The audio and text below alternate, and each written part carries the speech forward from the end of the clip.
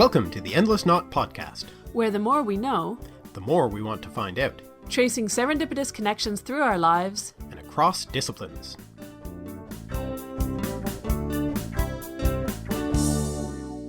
Hi, I'm Aven. And I'm Marcy. And today we're learning our ABCs. We'll be speaking to Danny Bate. Dr. Danny Bate is a linguist, writer, public speaker, and podcaster from the UK, and currently is based in the Czech Republic. He has a PhD in linguistics from the University of Edinburgh, and his debut book, Why Q Needs You, was published in the UK at the start of October 2025. It is a linguistico-historical non-fiction book for a general audience. It sets out to answer two big questions. Where did we get the letters of the alphabet from? And why does English use them so strangely? We had a delightful conversation about the book, his podcast, Indo-European, and, of course, cats. Woohoo! One side note, we still haven't got our audio set up quite right, so this has some blips for which we apologize. We'll get there, I hope. So, enjoy! So, hi, Danny. Welcome to the podcast. We're really glad to have you, and glad to have you as, in some ways, the triumphant return, we hope, of our podcast. I'm sure this episode will be triumphant. We're just hoping that we can manage the return part of it and keep going. I've been, just sort of selfishly wanting to have a good chat with you for a long time. So this is my way of making that happen. Yeah. I'll do my best. Hopefully I can give you a good show and make the return contribute to its triumph as well. And I have to admit, Marcy, it is like being in one of your videos at the moment. Just hearing your voice is a little spooky and it's just cool. Thank you. Well, we will start. We will, of course, turn to your book very soon, but we'll start with our traditional first question that we ask our guests, which is, tell us about an unexpected connection in your life, whether in your work, your research, your writing, your hobbies, anything you'd like. We're always in search of unexpected connections.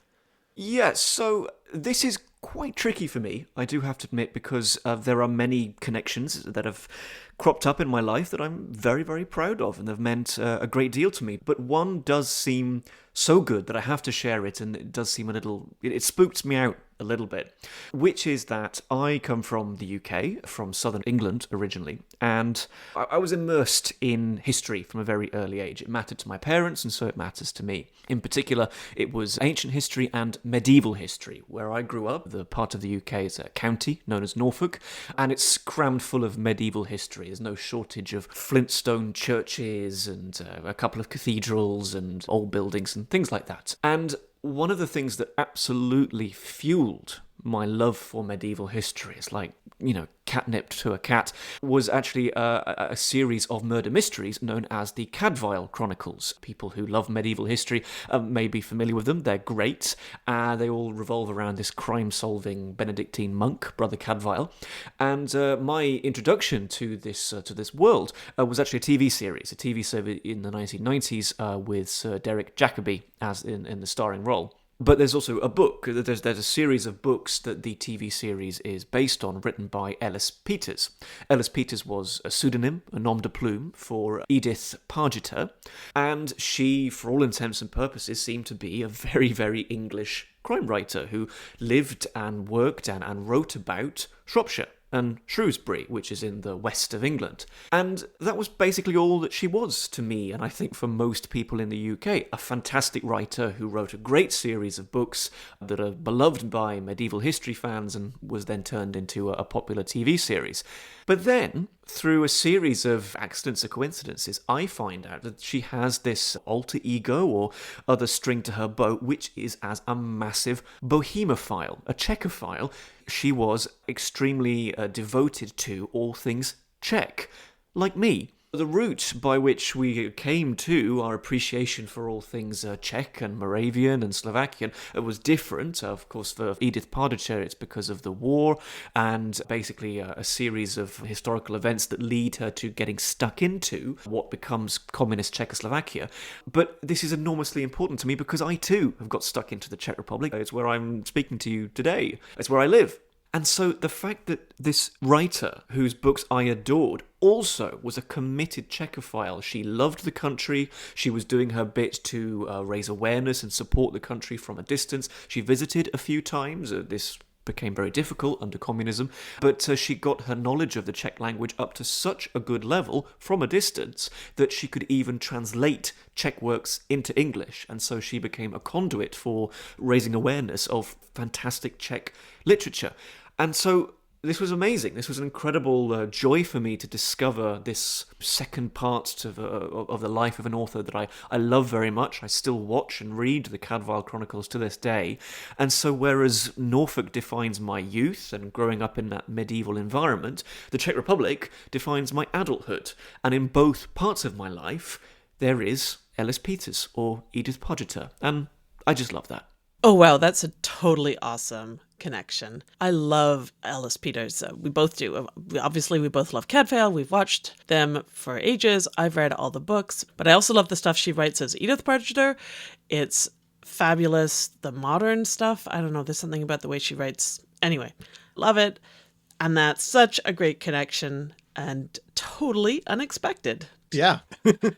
I think it's symptomatic of the way we like to think about the world and what our podcast and your videos are about, Marcy, which is the way there's a web of connection between all sorts of things. You just, you have no reason to understand how everything is so connected and how much wider that web is until you start pulling on a thread. Whether that's a thread, you move to a new country, and so suddenly you notice everything that's connected to that country, or you start researching it, or whatever. You pull the thread and then you see how far it goes. Oh, yes, absolutely. Gosh, my knowledge of this country was not good before I moved here, and especially before I went to university, where I met my then girlfriend, later fiancée, now wife. And I remember meeting her and thinking that she was very pretty and wanting to make a good impression. And she tells me that she's from the Czech Republic, and I don't know much about that country, and I don't know what to say in that situation.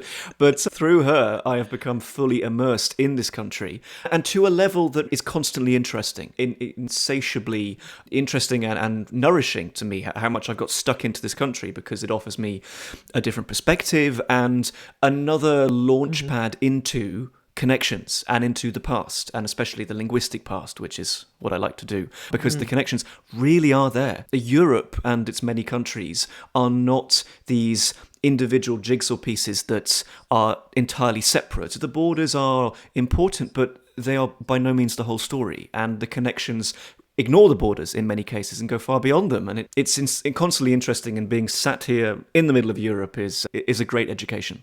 And of course, language is an inherently very connected sort of thing. The story of the alphabet is a story about, a chain of connections. Mm-hmm. Yeah. But before we trace that particular one, maybe we'll just start a little bit more with some background, your background, Danny. Mm-hmm. Sure. So how did you get into linguistics? Yeah, it's a very natural question. And just like with my connection, I have to be a little bit hesitant because it's not particularly obvious. There must have been a time when I wasn't interested in linguistics. I wasn't born with this obsession. But at the same time, it was something that developed slowly and developed in such a way that I didn't know that it existed and that my interests collectively had a name for a few years. Definitely built up while I was a teenager at school, at secondary school in the UK, and I had a couple of just brilliant modern foreign language teachers who recognised something in me. And a lot of that is just frankly down to luck. It's a huge sliding doors moment that my surname is Bate. I was sat towards the front of the class, seated alphabetically. I was closer to the teacher, proximity-wise, and he could recognise me. He could recognise that I was really interested in the languages. It really struck a chord with me, even perhaps before I realised this. But of course, it wasn't the cool stuff that you could do with languages. It wasn't, for example, the foreign experiences that you could have through French or through German. It was the grammar, verb tables, paradigms, that sort of thing that appealed to this 14-year-old at the front of the class. So I really got into it, but I would definitely say that there was maybe a 3 or 4 year lag, a delay, before I realised that there was an intersection of all my interests, and that intersection had a name, and that name was linguistics. So I did take a little bit of a leap of faith signing up for linguistics at university. I signed up to do a bachelor's degree at the University of York. It was completely the right decision. day one, lecture one, yes, this is for me. So from there, it's just snowballed into the topic that defines my life, bachelor's degree, master's degree, PhD, and here I am trying to make a career out of linguistics. Yeah, I think that experience of not even knowing it's a field must happen to a lot of people in linguistics, but also I think that's a more common experience than some people may realize. And I think it's sometimes very much down to luck that we find our way to them. Absolutely, yes. Especially in the modern day and age, in which linguistics is really well represented. I've argued that it's experiencing a kind of golden age in non-academic circles. It does still depend on luck, on the right video or the right tweet showing up on your timeline and hooking you, and it being good and good material that raises your interest. But to begin with, understandably so, when you're a child and an early teenager, you just don't know what's out there. And I would only just add that you have so many different types of media as well, and that I would say that linguistics, public linguistics, is doing arguably better than academic linguistics. But nonetheless, it is still present in some kinds of media more than in others. So your kind of legacy media, as it gets called, so that's your TV, for example, TV and radio, it's not really there. Like, we haven't really, in the UK, for example, when I was getting most of my information from the BBC, there was basically nothing that resembled language or linguistics. So you just didn't know. Again, down to luck. Yeah. And you're right. It really is a sort of golden age for public academic work, especially in linguistics in particular. There are so many great podcasts and YouTube channels and books, social media posts about linguistics. That's positive. I don't want to be negative, but a lot of those people are trained in systems that are no longer offering those courses. Yeah. Which is really, really upsetting. I feel that about classics too, right? Like there's a real burgeoning of online social public-facing classics, but all of the programs are being cut. So where is the next generation of public-facing scholars going to come from? But anyway. No disagreement from me. It's somehow exciting and depressing in equal measure. Yes. Okay, so on that note, what did you do for your degree? Tell us more about the PhD. Well, I mean, your undergrad and master's if you want, but I'm particularly interested in your PhD. You've finished it relatively recently, I think, and we'd love to hear more about that. Of course, it is still somewhat fresh. The PhD I wrapped up in 2024, so it still feels pretty fresh in my mind as an experience. And I loved it, I should say. It was a very happy time for me, despite the ongoing global plague that was happening at the time. Made things a little complicated. But there's a complete through line through all of my 3 academic degrees, in that it was in the bachelor stage that I started to identify what I especially like, what makes my heart sing within linguistics. And that's partly because of the strength of the York course. It was just structured in such a way that you could really experience the full breadth of linguistics and all its different sub-disciplines, everything from psycholinguistics to language acquisition. And you get a taste of them, and you get great teaching from great scholars, and eventually, over a couple of years, you'd have to choose what you were going to specialize in. And for me, it was all about syntax. I remained just delighted by word order, and especially as a subject where it was very logical, it was very neat. I loved the kind of predictive models and theories of syntax, but it's this aspect of our language that really gets no attention whatsoever. It's very common, say, in public linguistics to think about etymology and words, because I suppose words are obvious. We have seen or heard a word. Arguably, we've never seen any syntax. It's this invisible thing that strings things together. But in my case, I would never, ever do anything that was remotely relevant or useful for today in linguistics, because I quickly realized that I could combine syntax with history, which I've loved all my life. It's been just part of me and something that my parents instilled in me very early on. So I focused on historical syntax, that's the word order of historical languages and also word order development over time. I pursued this through my master's degree, which in the UK tends to be just 1 year. That was the case for me.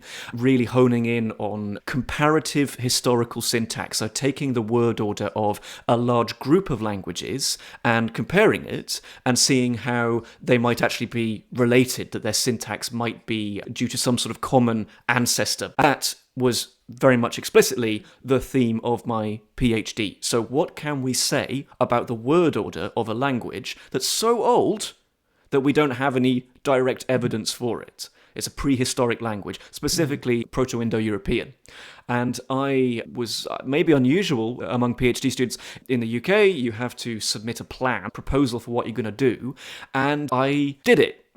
I just completed it. Normally, it's, and I say that not in a kind of a mocking way, it's just absolutely fine for you to think, oh, this doesn't work, that does work, this doesn't work, and maybe change tack over the course of the PhD. But in my case, the original idea was good enough that I could see it through to the very end. And now I have some thoughts, academically grounded thoughts about the word order of Proto-Indo-European. There you go. And that's a topic that to me just sort of boggles the mind. Like, we can very clearly see the traces of the words, The phonology, by the daughter languages, but it's like doubly intangible, the syntax.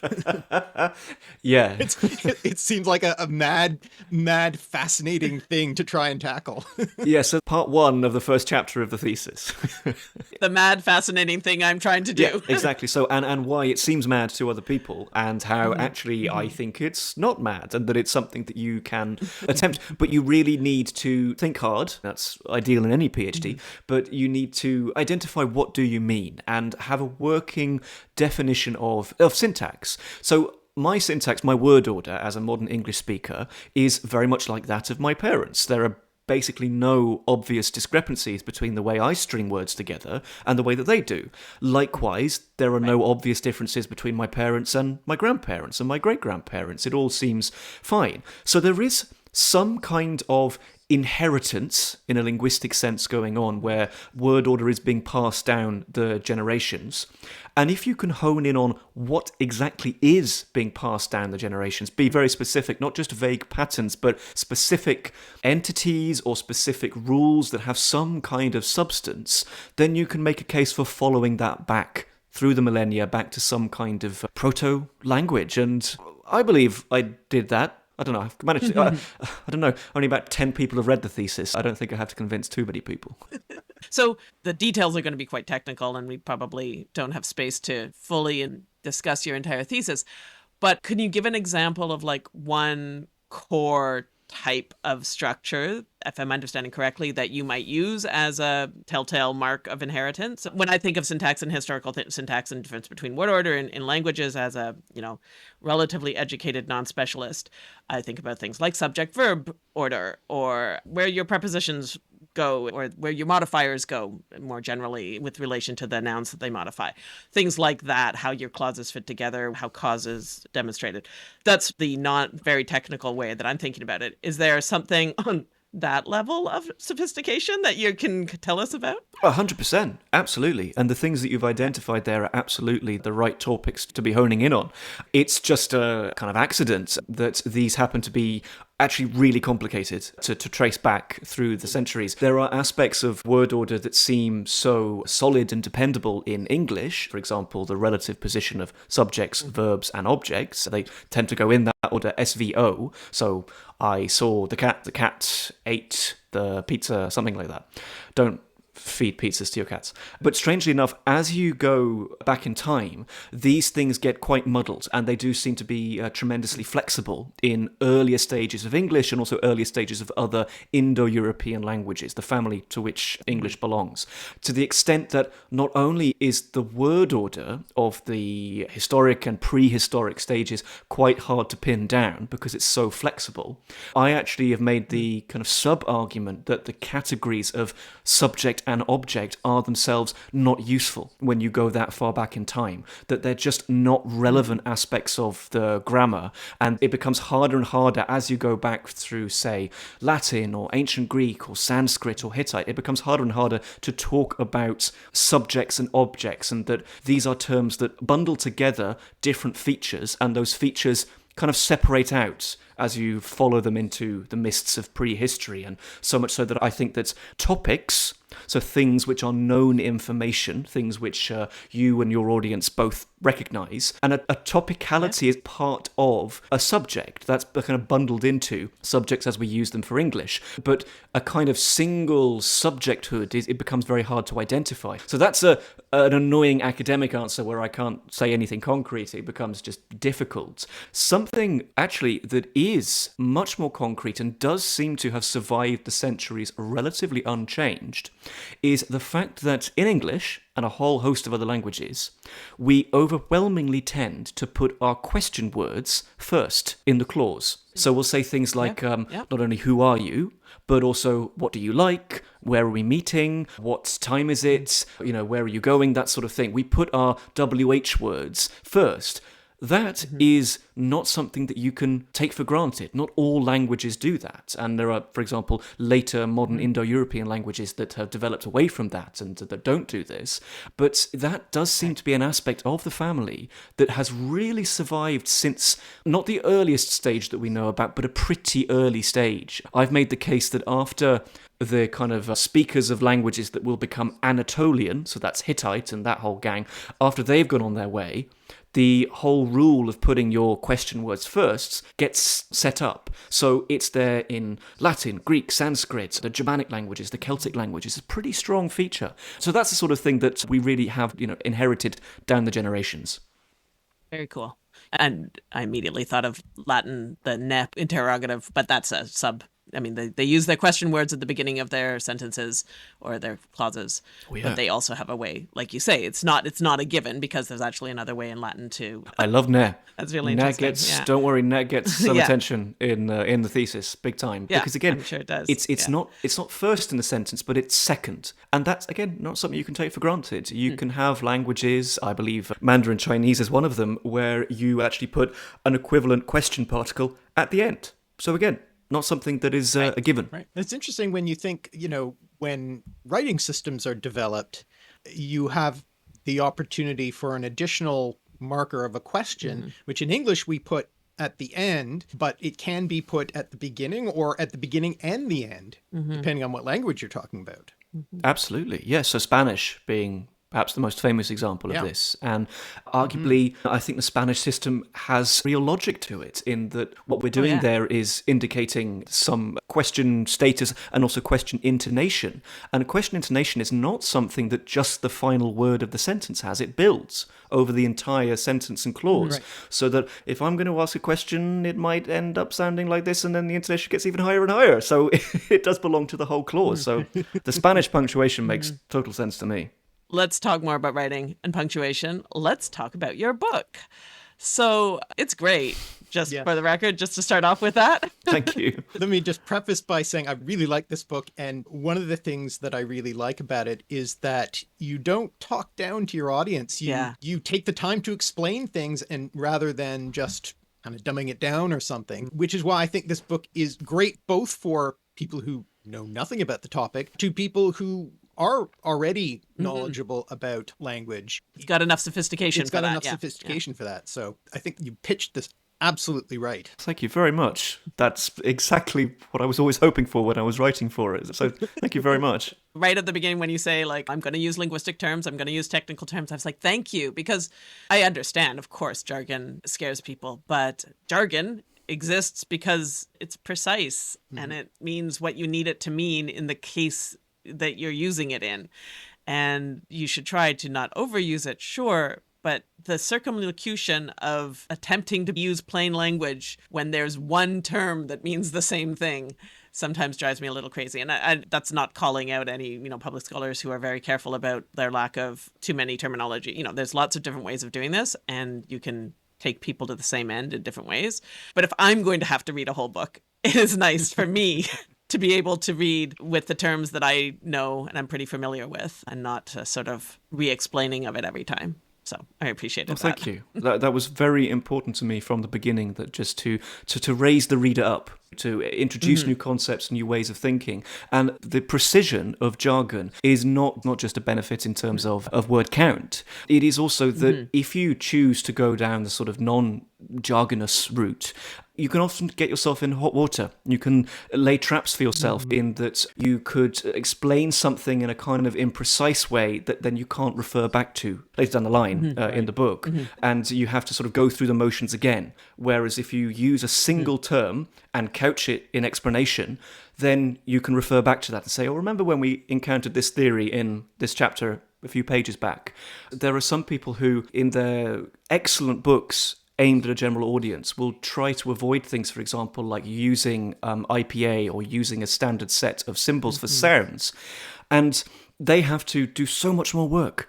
They have to do so much more work in that they say, oh, this is the B sound, or this is the sound as in this or as in that. And consequently, they may frustrate the readers, despite wanting to be on their side. So it's a minefield. It's a minefield. Yeah. But if you say that I've managed to walk through the minefield, then thank you very much. And for the listeners, there is also a glossary. So, if you forget a term that was used a ways back, just head to the glossary and you're set. Yeah, we don't want to make it sound like it's intimidating at all, because it's absolutely not an intimidating book. But yeah, phonology is the trickiest one in particular. And I'm not good at reading IPA. Like I'm not natural with it because I'm not a linguist and I wasn't trained in it. So I have to sit and think about it and sometimes look it up or whatever. But on the other hand, accents, man, they interfere with every single attempt to explain a sound ever. Like every time I read something about people talking about language and sounds, and they try to avoid IPA for understandable reasons, it gets into such quicksand. Yeah. Oh, So fast. I know. Oh, to write for a slightly less international language, which doesn't have so many accents and doesn't have so many countries that all now, use English in different ways. I know it'd be awesome, frankly, if I could say write for the Czechs in Czech, and Czechs, considerably fewer of them in terms of number of speakers, and generally the pronunciation is very standardized. There's a standard pronunciation that everybody knows, even if they don't use it all the time. Yeah. There'll be whole sections of that book where I would sweat and strain over identifying the particular sound of, say, a letter in antiquity, like omega, the Greek letter omega, what sound this actually had. Then I would briefly, in parentheses afterwards, put, as in the English word, law. And then I'd continue merrily on my way. And so much of the process of editing was coming back to things like, as in the English word law, and adding a single word, my, as in my English law. Use a word. Yeah. Writing anything about vowels for a New Zealander and Londoner, Southern English, and Big time. a Newfoundlander, and you just try, and then someone in India, as if. As I suppose even that I might have a certain degree of privilege in that I am writing in a kind of English that, if not is the most populous accent of English, is one of the best known. So I can maybe get away with that, even if I don't. If I say something like as in my pronunciation of law, which is not now the most numerous way to pronounce that letter, it now would be, as in America and Canada, the court merger, it now would be la, an unrounded vowel.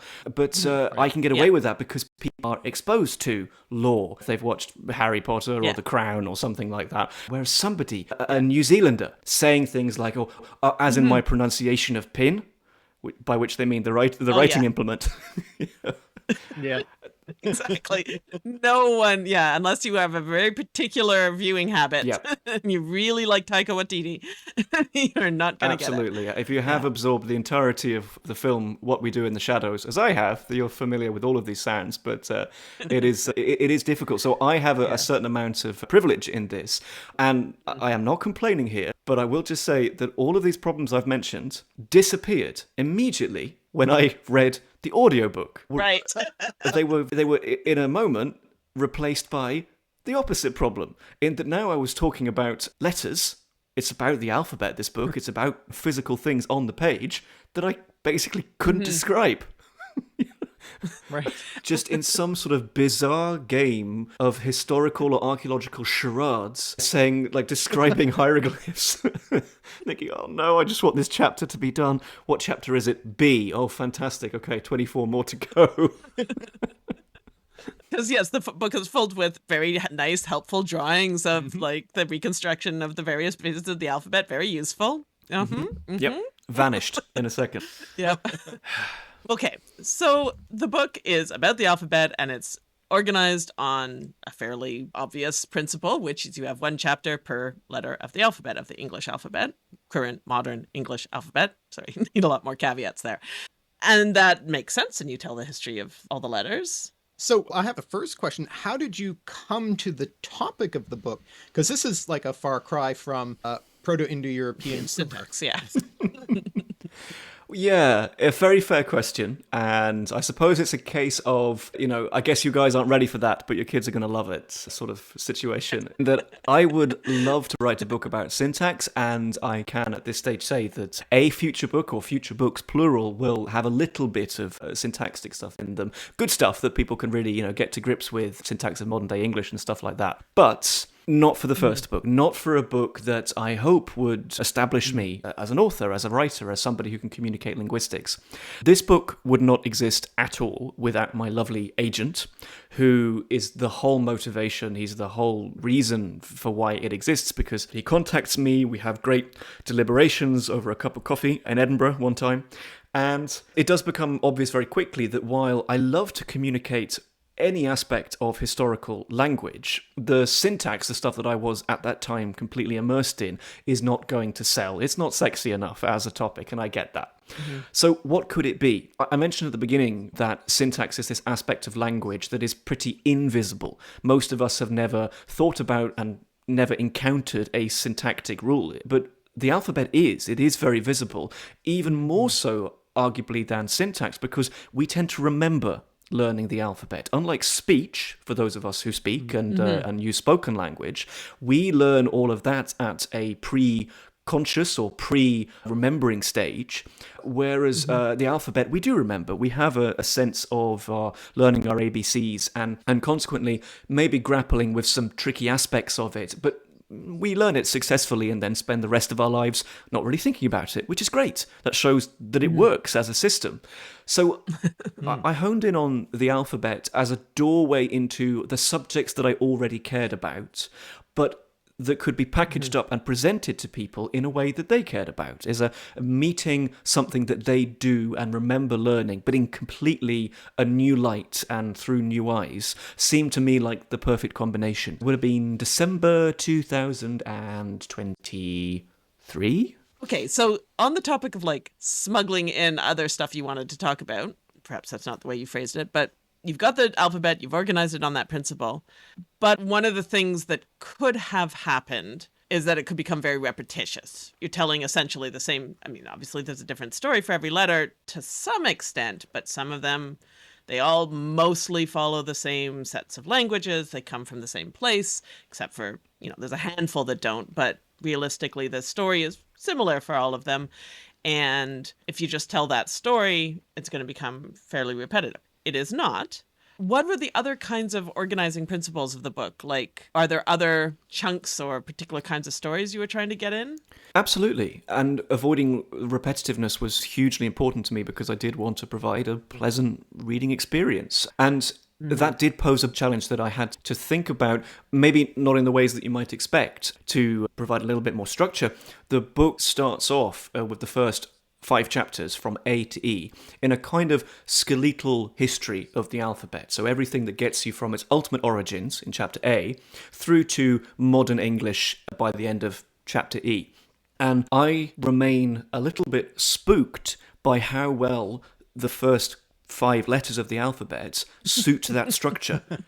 It was honestly spooky to me how this was possible, and it's possible by accident. There isn't a logic or a kind of historical reason for that. They just worked really well. So identifying that was a moment of inspiration, a moment of genius on my part. I don't get too many, but that mattered to me very much, that I could seize on the structure of the alphabet to tell that story. To be precise, Chapter A I dedicate to the Egyptians and to the Phoenicians, basically the people whom we owe the alphabet to get the whole thing set up. And that's perfect because A comes first, and A kind of looks like the thing that it used to represent in those early days. Capital A looks like the head of an ox, and that is what the letter was originally, and that's what it represented, and that's the reason for how the letter got set up in the first place. Chapter B spends more time with the Greeks, and that's great because B, or beta to the Greeks, has changed in its pronunciation over the years, so it's gone from a B sound to a V sound, and that's really great for introducing the whole concept of sound change, which is my bread and butter as a historical linguist, but actually it's not that recognizable or familiar for a lot of people. Chapter C takes the story further into ancient Italy. And again, C is, as a letter, is a legacy of one particular ancient Italian civilization, who are the Etruscans, basically. They take the Greek letter gamma and they continue the shape of the letter, but they do change its sound. So it goes from a G sound, gamma, to a K sound, as in, I don't know, cook, as it is in English today. So I introduced the Etruscans, introduced the Romans. D, I spend a little bit of time in kind of post-Roman writing, and then E is for English. That's the kind of potted history of English, and consequently chapter E is by far the most ambitious of all the chapters, trying to cram in Alfred the Great and the Wanderer and Beowulf, along with the Norman Conquest and the Great Vowel Shift. Little stuff that just needs to be sprinkled in there from time to time. But while I'm very happy that by the end of chapter E, I've been able to tell the story and that it suits the alphabet so well, I have now got to think of something else, because I've told the story. I need to carry on from F onwards. And I chose really to go in a kind of portrait by portrait or biography by biography way, in that the following chapters are much more standalone, and they do very much tell stories that are specific to that particular letter. Not so many of them tell stories that pertain to the alphabet in general, but some do. So I use, for example, chapter M, for money, to tell what is the logic behind the alphabet letters, the names of the letters, right? So why are they called that? And M is just a nice way into that. I use chapter N to talk about why we double up consonant letters so much in English, why we spell better with 2 T's, or well with 2 L's. So it's not as if each chapter by that point is a kind of standalone story. I am doing my best to build up our knowledge, or the reader's knowledge, of the alphabet. But it was definitely a challenge for me personally, perhaps the biggest challenge, to write all of that. And I had enough material. I had enough material to write something at least for every single chapter and keep it to the similar page count. But then to finish all of that and look back and try and find the threads, try and identify the lines that do go through all of the chapters from A to Z or Z right at the very end. And that took time. I can absolutely say hand on heart that there were big picture points that are woven through all of the chapters that I really had not grasped before writing this book, and even after writing this book. And I had to think about it, and just like the plane was in the air, but I needed to stick the landing. And that was the epilogue. And the epilogue, while I swear by it, I am proud of that piece of writing, there are still really powerful forces behind writing and speech that I was still grasping at, even by the end of writing this book. And that's okay. I just continued to learn as the book's author. Yeah, I mean, it is interesting how the writing process is a way of learning in itself, which is, something I always tell students, like, writing isn't just communicating, it's a way of thinking. And of course, thanks to that nameless individual who put the alphabet in the order that it is now, anticipating that thousands of years later, you would need those first 5 letters to adequately tell the story. It's remarkable. Absolutely. In terms of those like big picture things, so the ones that, leapt out to me were the basic principles of language change, writ small and large, so like phonetic changes, but also larger questions around the socio-political reasons that languages change, and, talking about conquest and lots of different forces. So all the way through, you've got different versions of those stories and how language changes. Obviously, etymology is sprinkled all the way through, because how could it not? Then you've got the history, spelling as a concept, but also the slander against English for being so poorly spelled and so ridiculous, I feel like was underpinning it. And you really come to that in the epilogue in particular. What else am I leaving out in terms of things that you identified as connecting threads, things you really wanted to kind of get across through it? Yeah, I really appreciate that. I think you have identified the main themes, or the themes that became very important to me by the end of the writing process. I did, from the outset, want to tell the story not only of the alphabet, but also of English spelling in general, so the way that English uses the alphabet. But there were aspects of that I just didn't expect by the end of the process. I didn't expect, for example, how much of a hesitant or reluctant defender of English spelling I was going to become by the end of this process. Yeah. In that I really do want to make the point that it's not perfect, but its imperfections are historically inevitable, and B, no writing system is perfect. No writing system gets it absolutely spot on for whatever modality of language it's trying to write down.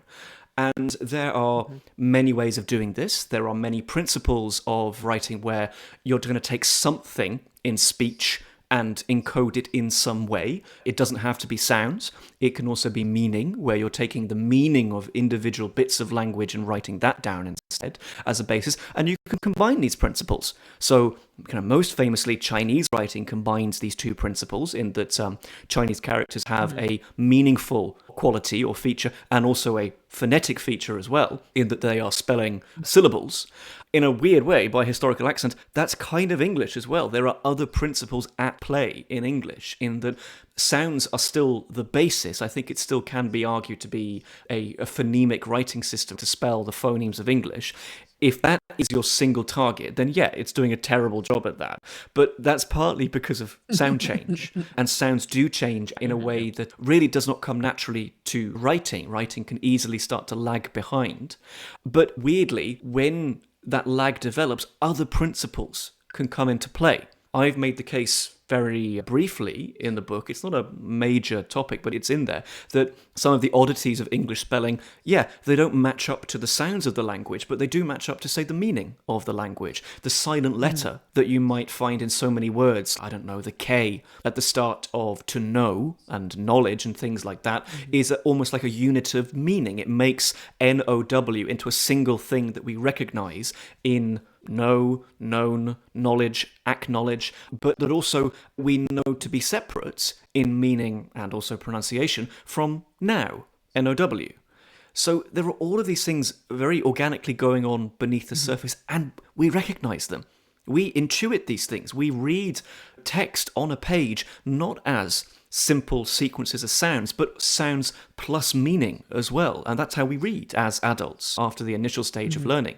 So all of these things are going on behind the scenes as a system, and we understand them. So there is also the reflective aspect of the book as well. I want people to grasp just how great they are at language. And if I'm getting a little bit emotional here, it's because I am. I'm very tired with people berating themselves or berating others, the two often go hand in hand, about bad language and bad use of language. And we can have those conversations, we can have those different disagreements. Let's say that you've set up a standard. Standards have their downsides, they have their upsides as well. They are complicated kind of political things, these standard languages. But from the linguistic perspective, it's like a collection of geniuses arguing amongst themselves. That's how we humans look to the linguist, in that all of the stuff that we don't think about, the way that we spell, the way that we speak, the way that we understand meaning, we're so good at it that it doesn't become a kind of elite speaking down to some sort of subclass who can't do language properly. No, it just becomes a conversation among elite users of language. So that was important to me, and that's I hope that's in there in the book. Yeah, I definitely agree with your defense of the spelling system. I wonder what purpose would it even, what would be the actual utility of it anyways? I mean, yes, it will help you maybe write things down, but as you say, it doesn't help you read. Certainly not once you're a skilled reader. You don't sound every word out. So only at the very early stages do you need it for that. So what would spelling reform do? What would spelling reform do? Yeah. Absolutely, yeah. All the more so because now we have technology that's taken a lot of the computation out of the picture for us. We have our spell checkers, predictive text, for example, AI as well, which is doing the thinking for us. And now spellings, for so many people, for so many instances of their day, spelling now really does become units of meaning. Individual chunks of meaning that just happen to look like they're composed of smaller sounds and smaller letters for sounds. But actually what we're doing is because we don't need to sound them out, we don't sound them out when we read, and we're not sounding them out when we write as well, they're just becoming blocks of meaning on a page. So there's that element to it as well. But of course, at the same time, I'm going to be very academically equivocal about this. There are benefits. We should be open to reform of spelling. I've definitely made the argument that there are smaller bits of housekeeping and tidying up that we could do with English spelling, or we could be open to. Come on, we don't need the H in ghost. We really don't. It's never been pronounced. It contributes nothing. I think it's one of the few silent letters that genuinely is well and truly silent, in that it contributes nothing to the pronunciation of the word and the encoding of the word in speech. So we can be open to that. We can get rid of the B in debt and doubt, and they continue to work with the systems of English spelling. So there is that element too. But a wholesale reform of spelling, I honestly feel that the ship has kind of sailed. Literally. I think that's Yes, literally literally. true. It's because of all the ships sailing that it's never coming back. Starting with the Mayflower. Sorry, Yeah, to starting step in. with the Mayflower. Yeah. You can have a situation like what we've got here in the Czech Republic, where you have an institution that kind of gets to dictate how spelling should be. And this institution has a couple of things going for it in its favour. One is that it's prestigious, and people give it prestige. They listen to it as an organisation, so its spelling reforms might get implemented. But also, it's not that old, and the kind of spelling reform that really set the tone for standard Czech spelling wasn't too long ago. So Czech speech hasn't had that long to diverge. There are maybe a couple of discrepancies, but really not many as a language. But it's all happening really around the year 1800 to 1850. Whereas with English, I would say the window of opportunity where you've got people who are prestigious enough, technology to implement the standard reform, and a kind of organic state of English spelling that's not too far away from speech. For me, I would place that kind of golden window at maybe the year 1400 to 1600, arguably maybe 17th century as well. But afterwards, the language disintegrates, English is shipped abroad, you don't have the institutions that are being listened to. Things like the Oxford English Dictionary are pretty influential, but they don't get to set the tone for the entire English language. We would need some sort of supranational organisation now that the United States, Canada, the UK, Ireland, India, New Zealand, South Africa and Australia are, for whatever reason, able to listen to. And then we've somehow got to pick an accent that is going to set the tone for standard speech. So I don't want to be optimistic, but I honestly now cannot see how a standard English that we all agreed upon could now be created and reformed so that all of these very valid factors are appeased and are satisfied. I just can't see now how that would happen. And I would take it a step further. If this does happen individually, if we go for some sort of national reform of spelling where it's on a country-by-country basis, that could happen. I think we'd have to see a real kind of geopolitical reset in the world. Let's say that happens and you get American spelling, Australian spelling, and we see a much bigger divergence. I think that's the end of the English language. I don't think by that point in time you have an English language anymore. You have maybe English languages, or indeed an Anglian family of languages. And that's how I think that standard spelling is more or less the one thing keeping the English language together at this point. You could call that a dividing line. Like that would be the point at which you'd mark the ever contentious division between a dialect and a language, right? You'd say, well, okay, the minute they started recognizing it in writing as that distinctly divergent, that they needed their own systems of spelling for it, that's it. Now we've got a Danish-Swedish going on here. Exactly. Yeah. Or indeed the Romance languages, which emerge out of Latin. And there's a two-step process going on there. It's one thing for a language and for a family of languages to emerge. It's a second thing for it to be recognized and for people to notice. I've made the case that the Romance languages began in the 9th century because that was the first time anybody noticed that these are now separate languages and therefore they get their own spelling as well. And spelling can be key to that kind of recognition, whereas previously you can let speech mumble on in the background. And if, honestly, not to put too fine a point on it, I don't think the Latin parallel is too bad. No, I think that's pretty close, Standard English spelling wouldn't go anywhere. It'd still be used. We'd still read it in the same way that down the centuries we continue to read Latin. But it slowly would lose its position as top dog, and new languages and new spellings would emerge. Because it would no longer match what... You would recognize more clearly that it doesn't match what you say. Yeah. You'd have to imagine a situation in which different national varieties became so distinct in the spoken language first that it made sense to then reflect that in the written language. And it's hard to imagine that happening with mass media the way it is today. Though I would argue that there are times when I literally cannot understand what a New Zealander is saying because of the vowels being so strongly shifted. Like, obviously, we all have our context clues. We all but a fairly short couple of sentences, I can be completely lost. Their pronunciation has changed enough. And, throw in some vocabulary and some, other stuff too. But the pronunciation has changed enough. But neither of us think of that as being a different language because obviously it isn't. And because we can both, well, what I'm trying to say is this thing, let me write it down. We can both recognize the word. But if we tomorrow started rewriting them and I wrote them with what I consider the vowel to be and we chose our own new vowels, let's say, I think they would very quickly look like they were different languages. I think, Danny, you're very right that it's like the self-perception because we perceive it as the same language, there's a gravity that pulls us back towards a center of trying, whatever that center is, but of trying to find that mutual intelligibility and make sure that we don't drift too far apart because we see ourselves as being in the same language. Whereas, for instance, someone who speaks English or something isn't trying to be mutually intelligible with English. Right. And so it can diverge further every day because they don't see themselves as speaking English in the same way. And so that divergence is much less leashed in. Mm-hmm. And the spelling system, I think you're right, the written system is a real part of that, very, very strong. Obviously the Anglosphere and political connections out too, but the spelling system is a really strong part of that. I agree, I really do. And I really like that point about Singlish, for example, that there is a degree, as there is in everything that we humans do, of identity in this, that if you are, say, a Singlish speaker and you don't have this external pressure or internal unconscious desire to be identified as an English speaker, the change can happen much more naturally and can be reflected in spelling. So I would argue that Singlish speakers are much less likely to maintain archaic spelling.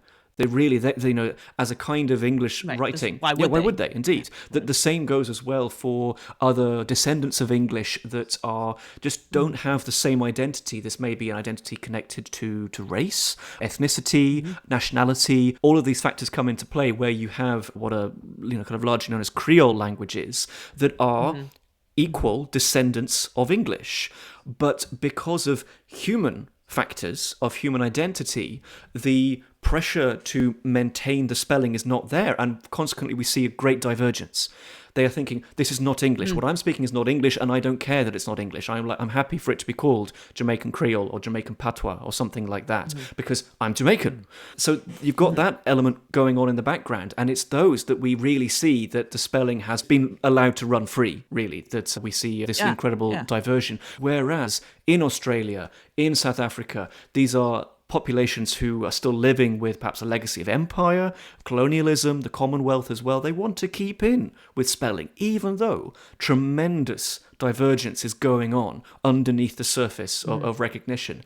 And if people listening disagree with this, if people perhaps would not agree with your point that they find a New Zealand accent no problem, I can't argue against that argument. I can't argue against that objection because it's gradual. It's really gradual. It is down to a matter of kind of luck. What have you just heard? What context is it? How much of this are you exposed to? So there is an aspect of luck in it. And I would say that basically it will build and build in a very granular kind of way until, for everybody, an American or an American trying to understand an Australian or a Kiwi accent really struggles, and now it feels like a different accent, but it's still building.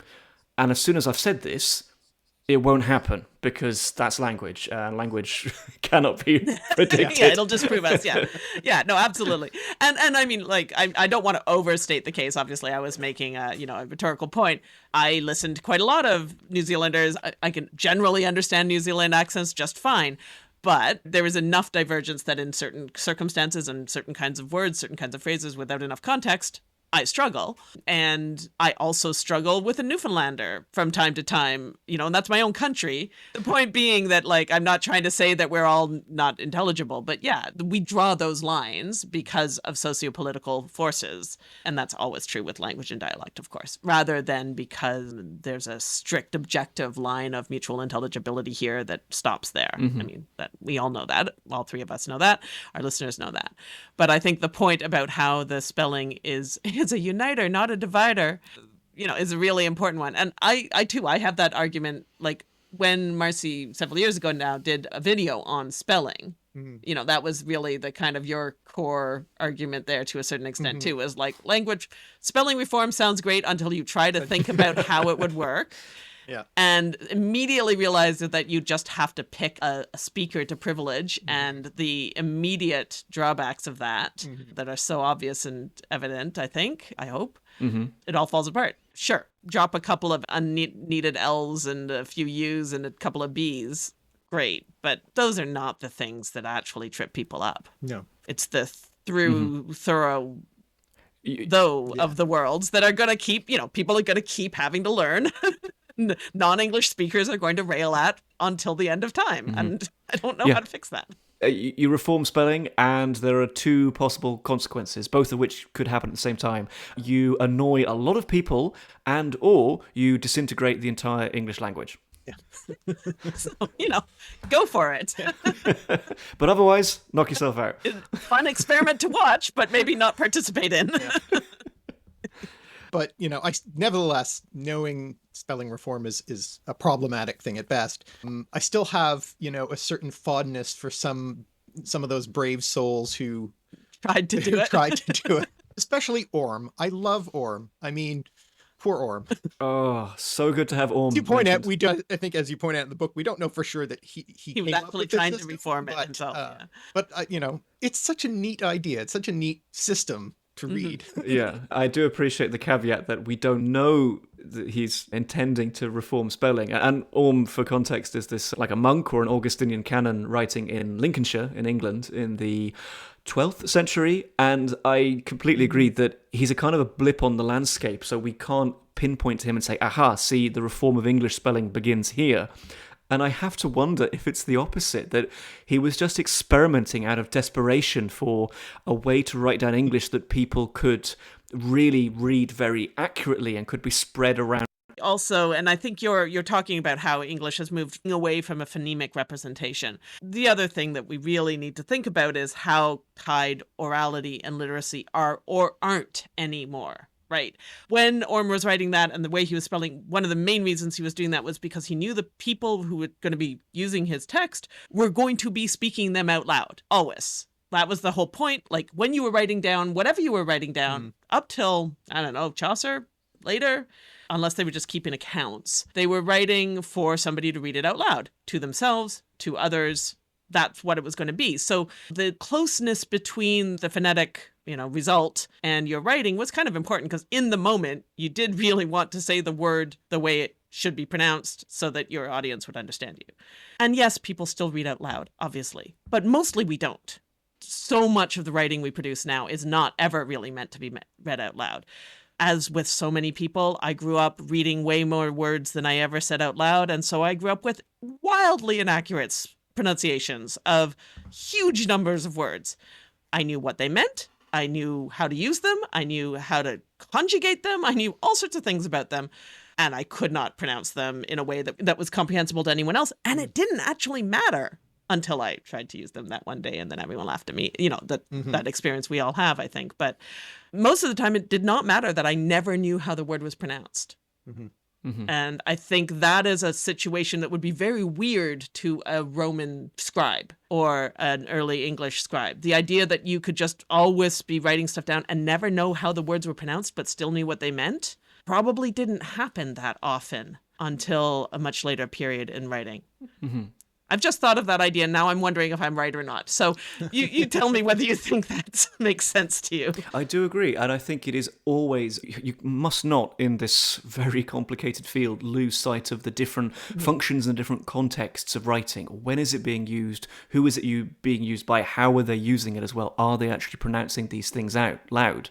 And it is, to be honest, I think quite debated when silent reading as a phenomenon gets off the ground. Like it's probably been there from the beginning, but I do agree that there are, as an activity, as maybe the primary purpose of a text to be read silently is a little bit more unusual.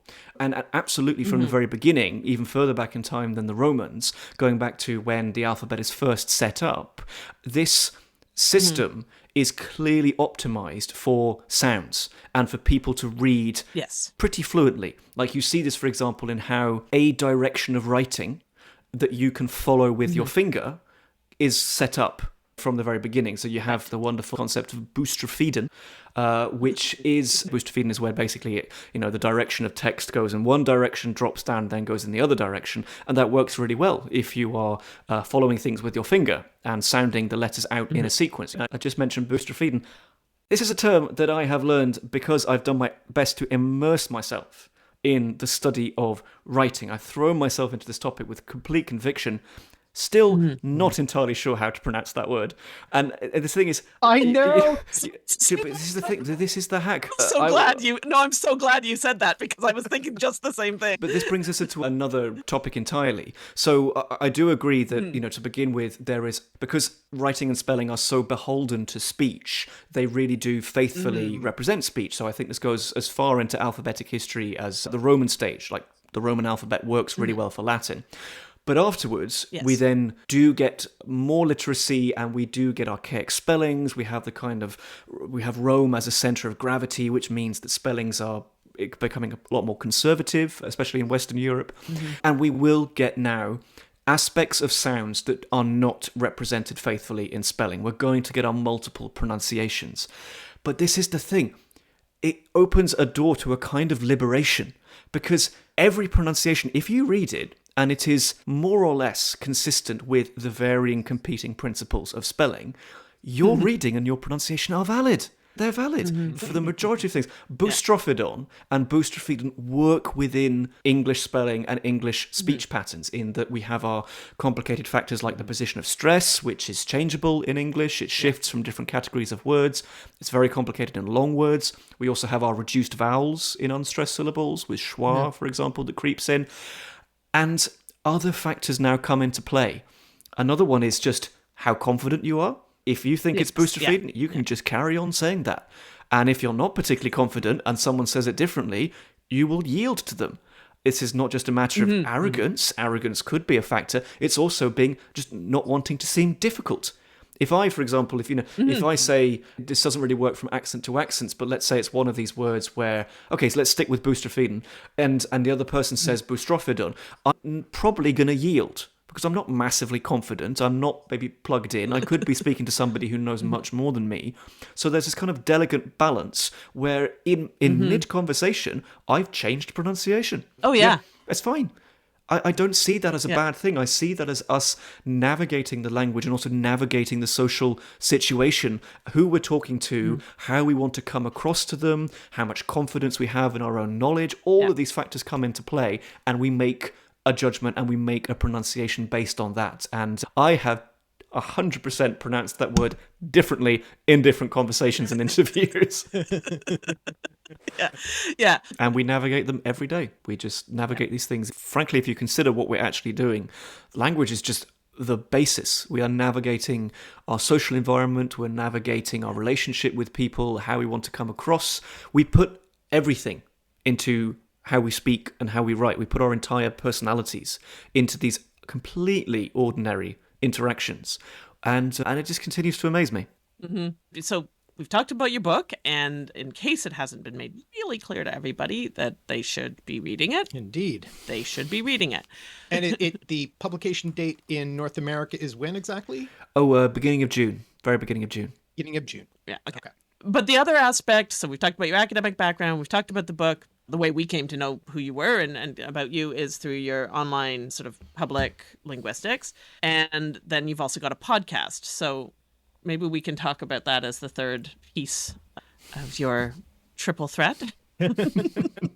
Or the third act of the conversation. Sure. So yeah, I mean, how did you come to do this podcast? Tell us about it, first of all, and describe it a bit. How did this come about? It came about because Elon Musk took over Twitter.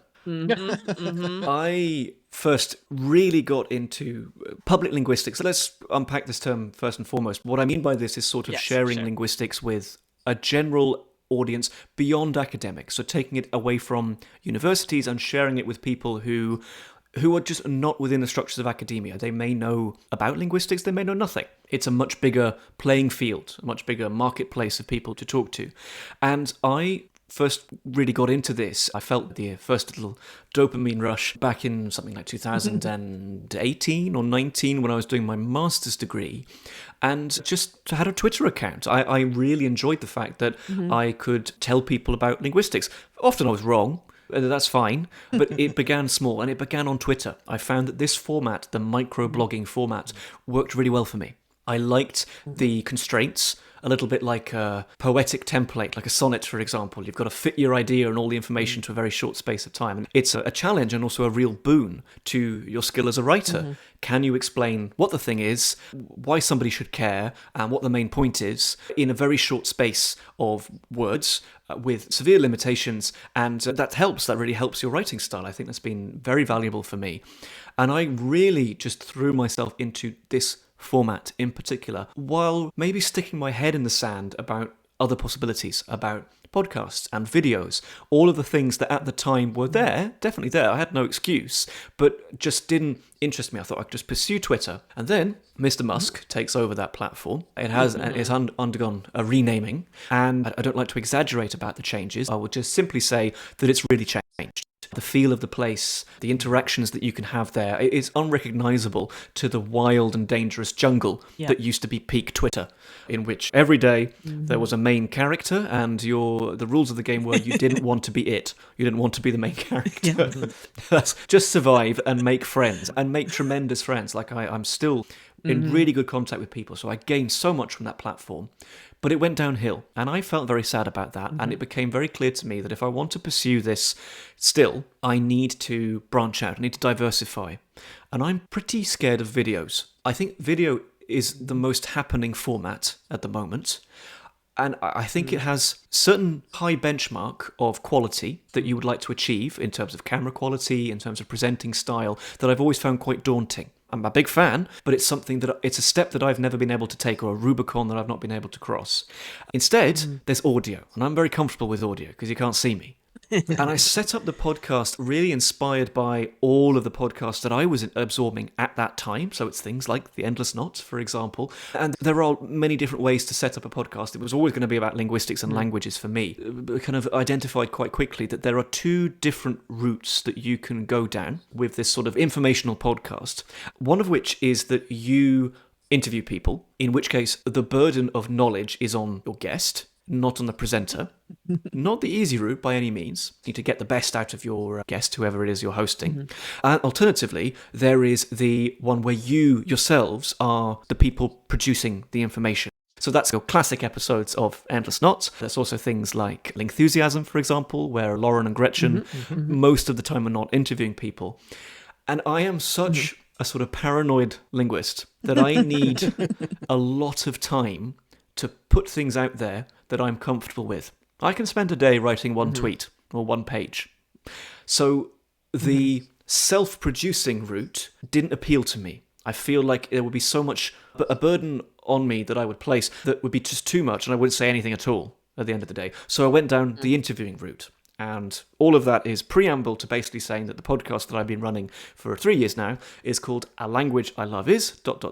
And for every episode, I get a guest in to talk to me about a language that they love and also have expertise in. And I do my best to help them present all the essential information about that language while having a pleasant and accessible conversation. Done 3 series so far. It's still very much like a one-man passion project, but I stand by it. And it's one of the ways in which I try to expand my platform as a public linguist, because I would like to kind of make a living out of this now, and it means I need to keep going. Yes, the diversifying is very important. But yeah, your podcast, it's really I think it's a great format. It's totally fun. And it means you're not going to run out of subjects anytime soon, because last I heard, there were quite a few languages in the world. Quite a few, yeah. I safely say we've done 45 episodes and we haven't scratched the surface yet. Yeah.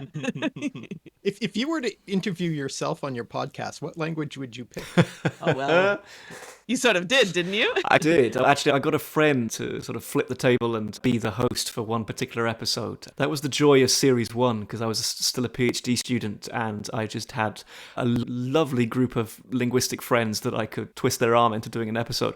And the end of Series 1 was a kind of special where my good friend Krishnan interviewed me, and he just asked the same questions. And the language I chose, Old Irish. Now, yeah, as people may be able to hear, I have the misfortune not to come from Ireland. I remain a huge fan of that country and the language and the history. But as I mentioned at the outset of our conversation, I wouldn't be interested in anything so relevant and modern as modern Irish. Instead, for me, it's all about Old Irish. That is a language that just continues to stand head and shoulders above rivals in my affection for it, my obsession with it, and what it gives me as a language. It really means a lot to me in terms of my self-formation as a linguist. That's one of the languages that I could have taken as a graduate student, and I think I was maybe a little afraid of it. So you went with easy option of Old Norse instead? Yeah. See, this is just it. See, the fear, being afraid of it that you mentioned, is a totally normal thing. I should stress it's totally normal from whatever direction you're coming from. Very often, languages will appear much friendlier if you're coming from some sort of point of connection, right? So Old English will appear friendly if you're coming from modern English, or say German or Dutch, or things like that. If your first language is Chinese, then Old English is going to be very difficult. So you're going to have much less to hang on to. But Old Irish, no matter how you come to it, manages to be challenging for, say, speakers of modern Irish, speakers of other Celtic languages, and Indo-Europeanists, so people who work with the whole family. And I'll briefly say why this fear is valid, because you get told that Old Irish is an early, medieval, Indo-European language. It's the earliest member of the Celtic branch for which we can give like a full profile as a language in terms of its grammar and its sounds and its word order and things like that.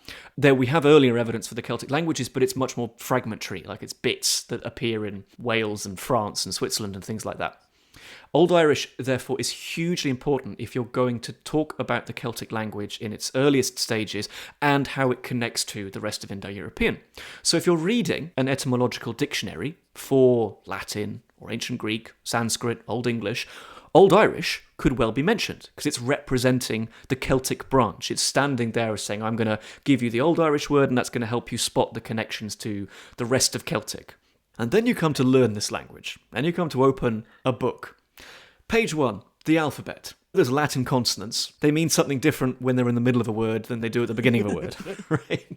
So a C is pronounced differently at the middle or the end as it is at the beginning. Or you've got M in the middle of a word is standing for some sort of labial, nasal, fricative type sound. You've got to think, delights like that. You've got all sorts of fricatives. You've got all sorts of palatal sounds where the sounds have the kind of input from the blade of the tongue as well.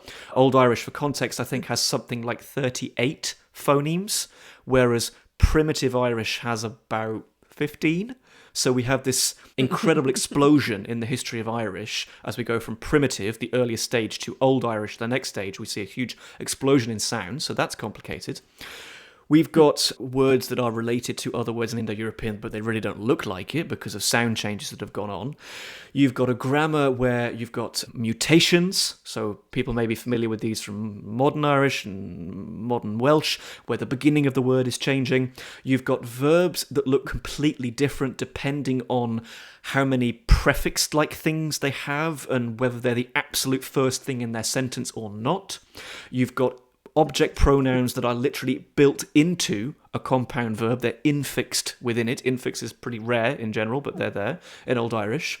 You've got relative clauses that are created by changing the verb, by mutating the first sound of its second element, or by giving it a special relative ending. So no relative pronouns, no WH words or anything like that. You are changing the look of the verb in very subtle ways, which sometimes actually the orthography, the spelling of Old Irish is so bad that these mutations may not be reflected. You may not be able to read them. You've just got to presume that they're there. All of these incredibly baffling things are going on, and you're told that this is an Indo-European language. This is the sister of Latin and Gaulish and Greek and everything like this, and it is crazy. And I'll stop there, and I'll let you ask then the obvious question, which is, why do I love it so much? No, I think you've answered that, actually. I know a few linguists. I think you've answered it very fully as to why you love it so much. But there's a Because it's so batshit crazy. but this is the thing. So let's say you've conquered the batshit craziness. You've made it to the top Okay. of the mountain, and you've got all of these things under your belt. Now, after this incredible linguistic climb, and you find the lovely slide waiting for you on the other side. Because you need to bring in history. You need to bring in an elementary understanding of historical language change and how a couple of changes could produce something like Old Irish from something very different that came before it. Just a couple. So something as simple like a shift to putting the stress of any word on the first syllable rather than later on, you put it on the first. Instantly, the endings of a word, often the bits in Indo-European languages that have the grammatical information, they might drop off. They might not be fully pronounced, Right. They might disappear. Otherwise, you've got things like mutations, changing the beginning of the word. These come from old case endings. They actually function like case endings in that you nasalize the next word, you make it somehow more nasal, you make it into a m or a n sound. And that you find that with the accusative case in Old Irish grammar, and that's because basically the word that preceded it used to end in some sort of nasal ending. If that sounds a bit abstract, sounds a bit complicated, I'm getting to the point. Just, you have even the slightest awareness of the historical changes that could happen to a language and its speech. You undo those changes, and what you find with Old Irish is a very friendly Indo-European language looking back at you. A language that has endings, that has, full syllables, and those syllables really do look like words that you're used to from Latin and ancient Greek. And it's this moment of epiphany, which may come early, may come later, depends on how you go about learning the language, but it is so satisfying. The scales fall from your eyes, and you find that you've been looking at a proper Indo-European language all along. And that is just a great joy, and it continues to be a great kind of personal pleasure for me. I have a published paper. It was a conference proceedings with a friend of mine. I co-authored a paper. Oh, the aforementioned friend Krishnan, who I pressured into doing the podcast, we co-authored a paper where I basically said that these crazy relative clauses in Old Irish, basically all of them can be explained with the same ingredients, the same words that you find over in India in Sanskrit. The same ingredients, almost like perfect parallels, in that you have this, then you have this, then you have this, then you have this, and you have a relative clause. Old Irish has just taken those ancient Indo-European words and put them through a phonological blender, and they come out the other side. That's what you're looking at. But to undo those changes and find something safely, recognizably Indo-European waiting for you on the other side is, for me, just the highest joy. Okay, that's pretty cool. Yeah. No, I get that. I get that. I convinced you. You've convinced me about why you're very interested in Old Irish. Yes. Not to learn it myself, but you've convinced me of its beauty. Okay, fine. I haven't converted you just yet. No. I think we're going to have to wrap up, but I have one last question that Marcy's going to ask you, because this is the most important question of the entire podcast. Well, we know that you are something of a cat fancier. Of all the languages that you know, that you've studied, You've encountered in your very many different linguistic travels.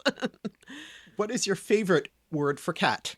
Brilliant. What a great question. I've been outed as a cat fanatic. It's true. I am obsessed with the little things, and I like this question very much. I'm going to go predictable, or a little bit, let's say, not too far out, in that I'm going to go with gatto in Italian. This is partly because I love the Italian language. I love Italians in general. I remain eternally grateful to them that they actually let me try and speak Italian when I'm in Italy, unlike other European nations that will remain nameless, where they're just nothing but the best is good enough, that sort of attitude. But gatto, I just think, is a great way into this really complex word, because on the one hand, as Marcy, you will know very well, many words for cat across the world's languages are very similar, right? And they come from a single origin, which is our bread and butter as historical linguists and etymologists. It's great. We have all these words, they mean the same thing, and they look kind of similar, they sound kind of similar as words. And yet, you poke around with cats and you get clawed.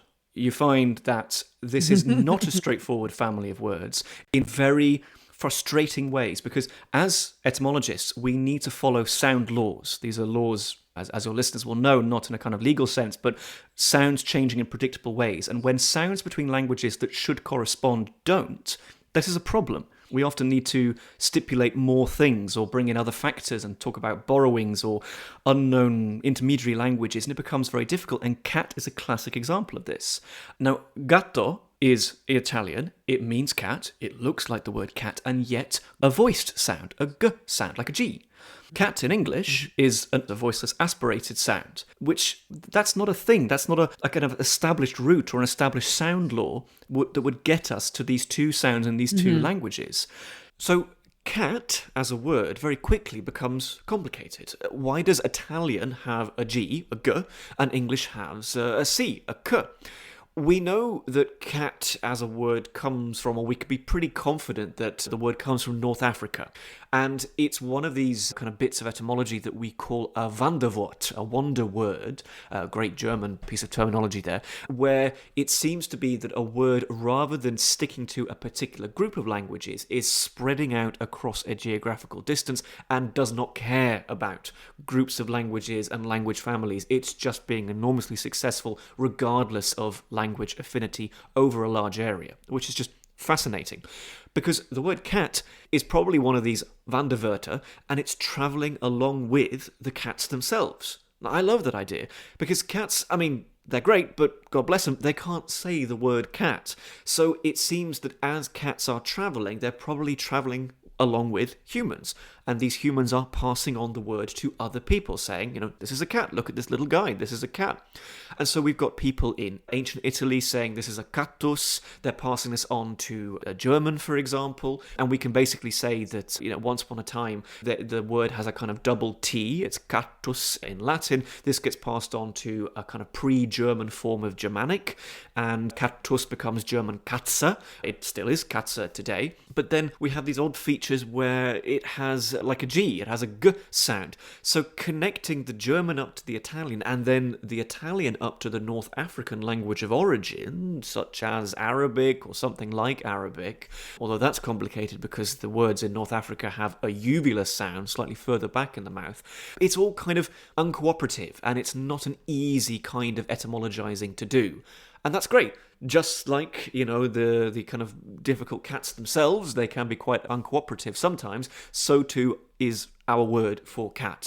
And I just love that. It's a great case of how etymology sometimes is difficult. It puts us into difficult corners that are hard to get out of. It's difficult to connect up the dots, but it becomes all the more interesting and I think all the more enjoyable. Well, that's perfect. So, cat facts. For the record, we also are big cat fans and have one ourselves. And Rather, she has us. yes, as is always the state of affairs. And yes, a very important, if you're going to be an online personality of any sort, really, cat fancying is like a basic prerequisite. If you can't provide anything else online for the day, just show off your cat. It'll always do just fine.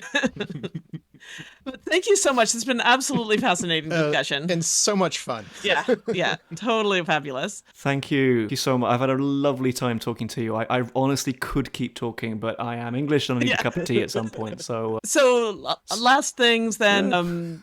Where are you? So you've got your podcast, A Language I Love Is ... found all places that podcasts are found.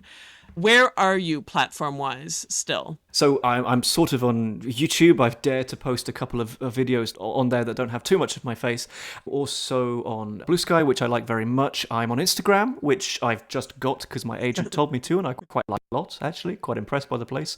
And for my writing, because I just keep writing, I keep throwing articles out into the ether, you can find me on my website, dannybate.com, and also on Substack as well. Perfect. Great. So lots of places to go. And I mean, you've been a consistently fascinating poster for years now. So I recommend you as a follow for our audience for sure. Thank you. And I guess we'll see you online. So thank you again. Yeah. See you around. Thank you so much. Thank you so much for having me. Bye. For more information on this podcast, check out our website, www.alliterative.net, where you can find links to the videos, blog posts, sources, and credits, and all our contact info. And please check out our Patreon, where you can pledge to support this show and our video project. You can go directly to the videos at youtube.com/alliterative. Our email is on the website, but the easiest way to get in touch with us is Twitter. I'm at Avensarah, AVENSARAH. And I'm at alliterative. To keep up with the podcast, subscribe on your favorite podcast app or to the feed on the website. And if you've enjoyed it, consider leaving us a review on Apple Podcasts or wherever you listen. It helps us a lot. We'll be back soon with more musings about the connections around us. Thanks for listening. Bye!